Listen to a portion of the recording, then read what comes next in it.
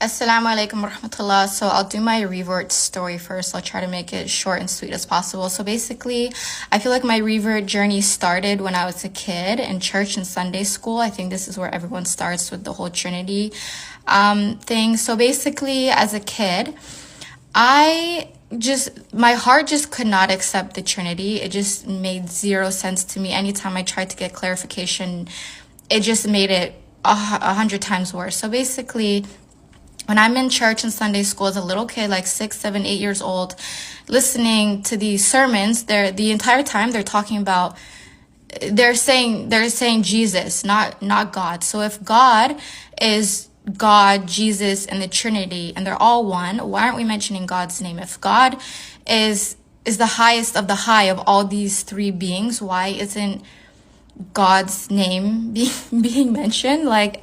To me, it just didn't make sense. The Trinity didn't make sense. And anytime we were just praising Jesus the whole time and not God, it hurt my heart so much, subhanAllah. I don't know what it was, even till this day. I could never accept the Trinity.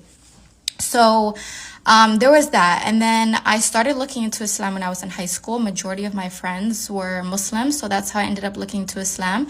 And the first thing I looked up was the difference between Christianity and Islam, because I was very, I wouldn't say religious, but I was very spiritual. I definitely believed in Jesus as a prophet, but I did not believe in Jesus as a sense of being God. So when I looked up the difference between Islam and Christianity, it was saying that the biggest thing is that Muslims believe that Jesus is a prophet, not the son of God. So that already aligned with my beliefs, and I was like, oh, how did I not know about this sooner?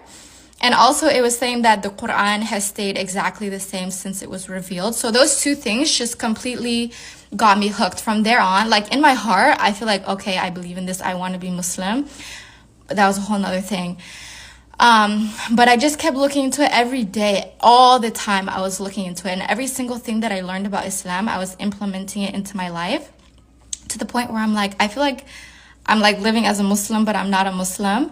But the deciding factor that finally pushed me to take my shahada was the feeling of returning back to Allah subhanahu wa ta'ala. I was like, I don't know if I'm gonna return today, tomorrow, 5 minutes from now, but I know when I'm standing in front of Allah subhanahu wa ta'ala, when I return back to Allah, I want to be able to say, yes, I was praying 5 times a day, I was following the 5 pillars of Islam, I was trying to observe hijab, I was doing the best that I possibly could.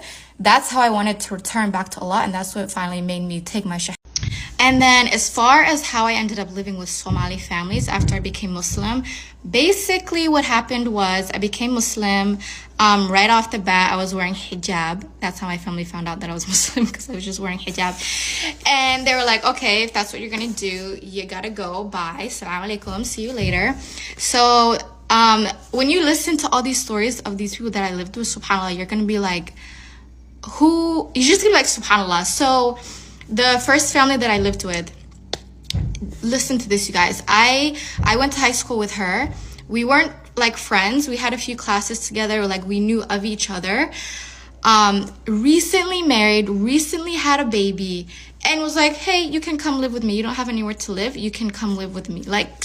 Can you imagine? I can't imagine having a husband, recent baby, some random girl is living with you. I just can't imagine that, subhanAllah. So that was the first situation. I lived with them, I think I don't know, a little less than a year, a little over than a year, something like that. And wallahi, alhamdulillahi rabbil alameen, they were such a blessing. There's nothing that I can do to repay any of these people except with dua that Allah grants them Jannah, just simply for the sake of helping me. And her name's, I don't know if she wants me to disclaim her name, but anyways, I attribute the way I observe hijab to her.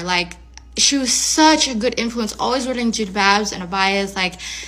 I never wore pants. Not saying guys, I'm not coming for anyone. I'm just saying, I always stuck with abayas and dresses and skirts, and being very conscious of my hijab.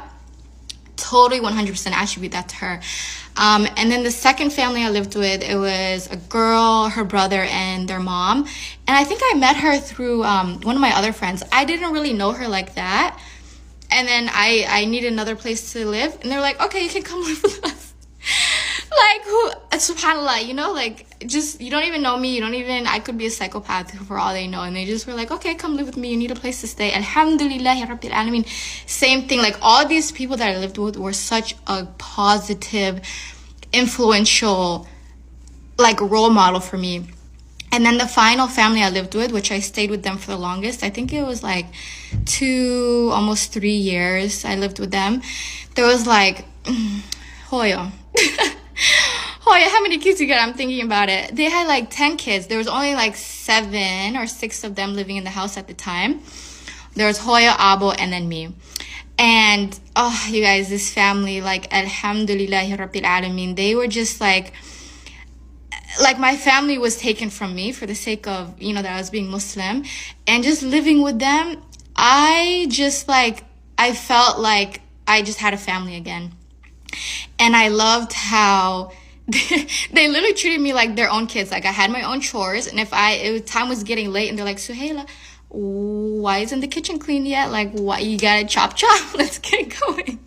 Like, you're our daughter. What are you doing? You know, we're not treating you like a guest. We're treating you like one of our kids. Alhamdulillah. I love that. I love all of them, and I like cannot repay any of these people except through dua. Like, there's just nothing I can do, and I'm so grateful to Allah subhanahu wa ta'ala for them for taking me in, because it was just such a very unstable time, and they made it stable, and they made it like my journey so much easier. Alhamdulillahi Rabbil Alameen. May Allah grant them all Jannah, the highest level of Jannah.